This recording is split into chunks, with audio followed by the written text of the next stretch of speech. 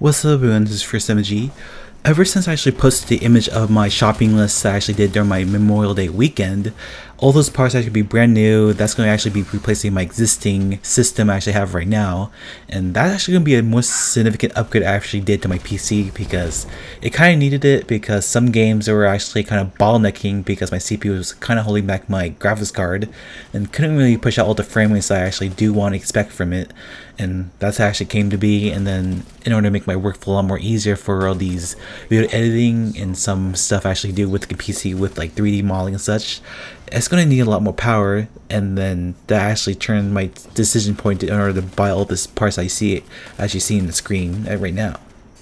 So for all this part I actually spent on this image that you see right here, it's going to be totaling around $965 I actually spent to get all these parts. And I actually will write down in the description down below or the comments all the specifications, all the parts I got for this system build. So if you guys actually do decide you want to copy the same build as I do, you can go ahead and just go on the link or just like go on partpicker.com and just pick whatever parts you want. And right now I could just show you my personal rig right now as a tour, and you can see, have fun, see what my system looks like and all the nightmares I actually been through with all the transferring stuff. That actually did take quite a while, and you can see at this image right here, it's a lot of work. I've been working between my bed, which actually has all the motherboards and parts, while my PC itself was actually on the floor.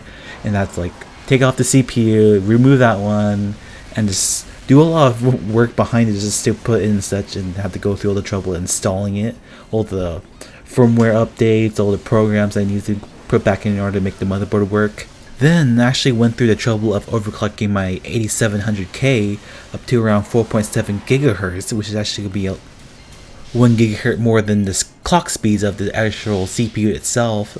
And I might want to go around 5.0 gigahertz, but after doing more research, there actually is no personal gain I actually get a lot from overclocking, because I would have to mess with a much better cooler just to keep the CPU cool, and I don't have any more spending power in order to do that. So 4.7 gigahertz is actually good as is. So I can just show you the rig right now, and then hopefully you guys enjoyed the ride for it.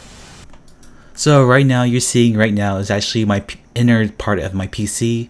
The case actually itself is going to be the Zalman Z9 Neo. Pretty nice case, but I am considering replacing it with the NZXT H440, which is going to be a much bigger case. It's going to be a lot more room for me to work with, and I can actually put more hard drives to this system, since I actually have at least like 7 of them inside this system right now, actually all hidden right behind this case right now. So I am upgrading the case, but for now this will do. And then you can see these giant Noctua fans I actually have right now, which is actually keeping my CPU cool.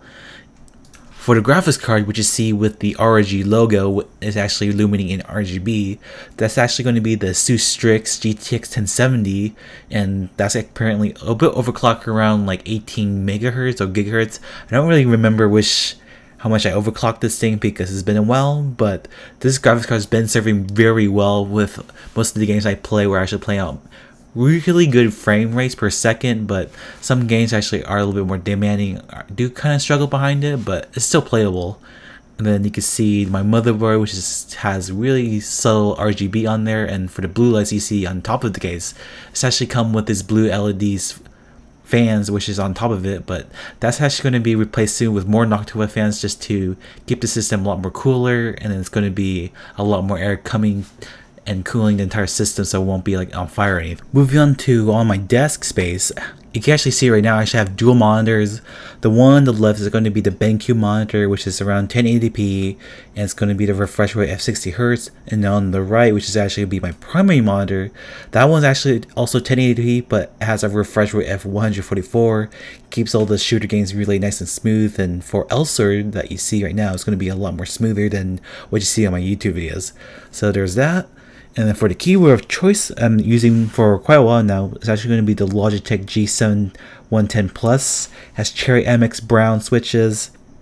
And before, it actually has these O-rings just to dampen the sound of the cherry switches, but I actually went through the trouble of removing them all and make sure that I have the authentic experience of typing on mechanical keyboards.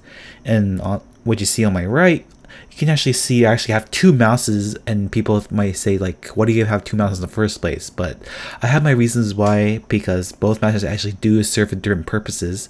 And what you see down there is actually going to be my main shooter mouse of choice, which is going to be the G703. This mouse actually did suit my hand well, and then actually allows me to track all my aiming and just shooting all the guns I actually use and all the games I play very well. And for the other mouse you see on top, it's actually going to be the Logitech MX Master, and that mouse will actually be my dedicated mouse if I were to browse through the web, or if I were to make any videos, because I actually love the side scroll that it actually has and all the functionality that it has behind it, just to either navigate through a whole length of videos and such. So that mouse is pretty much good for me.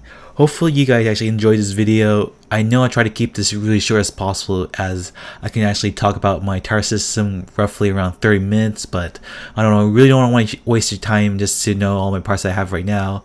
And if you guys have anything technical related or PC related questions, you can actually drop down a comment down below, and then try to answer them as soon as possible. And hopefully you guys enjoyed this video, and I'll see you guys in the next video.